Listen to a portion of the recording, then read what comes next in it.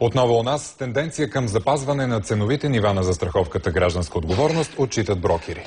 В същото време автомобилните вносители отбелязват спад от 50% на нови и употребявани коли. Как се отразява това на застрахователите и как се развива пазара, провери Живко Константинов.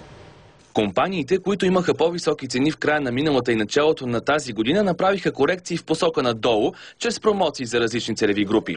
Други леко увеличиха цените в края на март. Като цяло обаче се наблюдават малки разлики в офертите на пазара. Според застрахователни брокери за първи път от години се наблюдава застой в цените на гражданска отговорност. В предходните години обикновено през месеците февруари, март и април плавно се вдигаха цените на застраховката, но тази година това нещо не се наблюдава. Има една тенденция на изравняване на цените. Причината за застоя в цените брокерите си обясняват с кризата. Всичко това идва от свития пазар на нови и употребявани автомобили.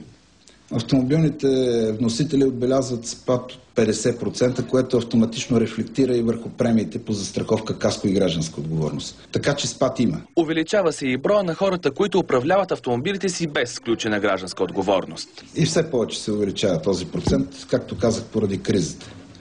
И това, че хората, притиснати от липсата на финанси и от слабия контрол, не си правят застраховката. Съществен проблем според брокерите е липсата на система, която да следи кой кара с гражданска отговорност и кой не. В европейските държави това е решено чрез обща база данни между застрахователите и електронна полица. Така контролиращите органи предупреждават или санкционират неизрядните платци. Подобна система в България не съществува. За застрахователите остава и проблема с несправедливото определяне на цената на гражданска отговорност.